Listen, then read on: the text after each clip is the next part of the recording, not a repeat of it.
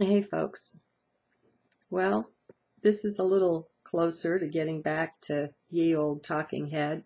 At least it's not a car or a truck or a stick man. So, step by step. Uh, right now, I'm so exploding with joy and happiness that I've been watering my face and my shirt, and I thought maybe I'd turn on the webcam and see what might come out. Clearly and obviously, my time of sadness and heaviness and that sort of thing that I've been discussing in the last, I don't know, half a dozen journals has concluded, and understanding has arisen from nowhere, doing nothing, just patiently waiting, watching, observing, and being willing to feel whatever came up. And so this morning, when I arose, I knew just what was going on and why I had been feeling this way. And so, one right after the other, two written journals came through. So I'll get those recorded into a video, and I'll get them uploaded. I know I have one, maybe two others that are already recorded that just need to be uploaded. So, there's a number in the pipeline already. This is feeling really, really good.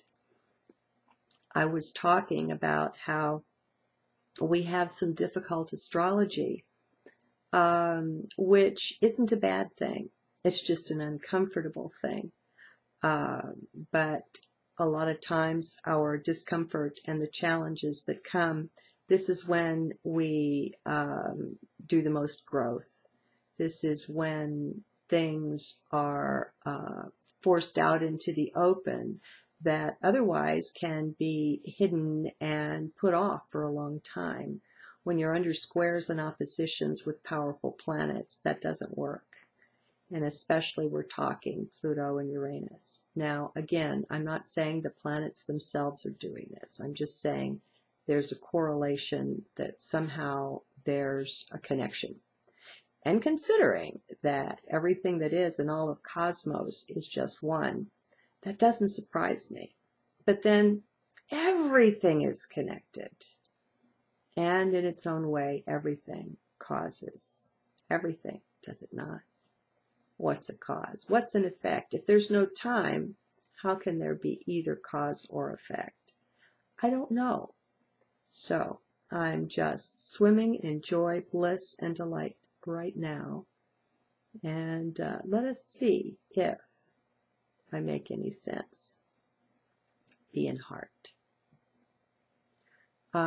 What I have discovered over this journey that I've taken into this discomfort, sadness, heaviness, and so on, is a new respect for the path of the mind. And I'm very grateful for that. Truly grateful. I think we each get to loving what works for us, our own path, so very much that there's that temptation to get frozen in our perspective and think one is better than another. And so this is a really good example of, I guess I'll put it this way, higher self forcing me to, with my consent, because it's self doing this to self, okay, forcing me to expand my vision and see how another one's pathway works perfectly for them. And it is indeed a jewel. And so, again, I'll say there's nothing wrong with mind. It's just that my pathway is different. And so I may look like I have a disabled mind And if that's what you're seeing, I'm going to tell you to get down into heart, because we're greater than body. We're greater than mind. We contain both of them. They don't contain us. We contain them. I might even go with Eckhart Tolle here and say, we're the space. We're the emptiness in which these things appear. And so, the discovery, as I narrow down my vision to what appears in 3D and work with that, the recent discovery is what? Is that we are more than we think we are. Now, let me turn that little gem off. I'll just disconnect from the web and that will take care of that. Sorry. We are greater than what we think we are. The untrained mind will be full of beliefs, self-limiting beliefs of every kind and species and aspect and flavor and color. And they're self-limiting. In pretty much 100% of the cases, they're self-limiting. And what I am discovering is how self is far greater than that, so much greater than that, that we can actually relax back into the arms of the higher self in trust, knowing that we are loved and well cared for. And that understanding will arise when it's ripe and ready to do so. And as I said, I awoke this morning and suddenly I understood. I understood how it was in a relationship and an interaction between two people that I was under the ray of someone else's vision and their beliefs about me. And that someone else has a tremendously powerful vision and a powerful, well-honed mind. And I, for whatever reason, was subject to that. Excess sensitivity, I don't know what to say. I think the empaths out there will understand and empathize. That's a nice thing. And so I was under the effect of that, and a mind path that looks at heart differently. This one has a path with heart. All true paths do have heart, even the mind ones. I am so delighted to discover at some depth. And so the paths were not congruent in this case, however. And I seek no converts. I don't feel the need to justify myself or my path, just to live it to the best of my ability, to the best that I'm able. And I think this other one, she probably feels the same way. And so the hearts are joined and united. There's love aplenty flowing there. But the outer consciousness on the surface, for whatever reason, for this lifetime, this incarnation, the paths that we have chosen just don't merge well, don't blend well.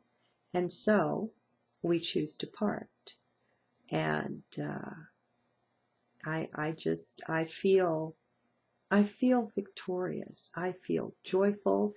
I have discovered and uncovered a new layer of self, discovered many new things about me, seen lots of ego at work, remnants of that here, there, and everywhere.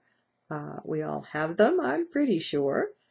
And so it's been a tremendous opportunity for growth and for observation, for patience, and for enduring some awkward celestial alignments. So just a quick note, perhaps, I'll put this out on the web to show you the joyful victory that has arrived. As you will see in the next set of videos, you see me walking through where you could say that I'm blinded, where understanding has not yet arrived. So keep the sense of this victory and this joy that's at the end of the path that you'll see in the next 3 or 4 videos. Okay? Now, is there anything else? Only this. You are far greater than you can begin to imagine, and so am I.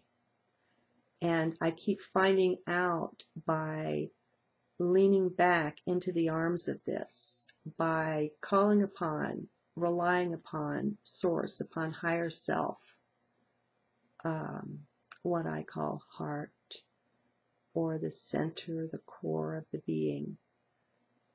Things will work out based on your intent and your earnestness and your desire.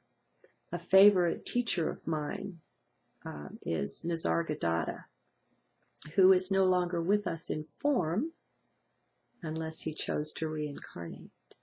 But he would tell all comers that earnestness would see you through, that if you are true and sincere and earnest in your seeking, if you marshal your forces and have a clear intent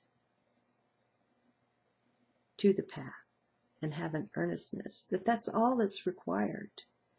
Everything else will fall into place. And it does. It falls into place all around us all of the time, only we don't see it because of the beliefs that we hold. They blind us. We're wearing blinders and not taking responsibility for the fact that we can take them off. It's a free will thing. So what if we've been programmed? So what if we've taken on a bunch of garbage, taken it on board with us? I say big deal. That's nothing to you. The great divine being that you are finds no problem in getting rid of that. It's just a matter of setting the intent to do so. And then you watch and observe. And as you do so, things take care of themselves. And pretty soon, your life is living you. Your higher self is in charge. Oh, what a joy. Talk to you again very soon.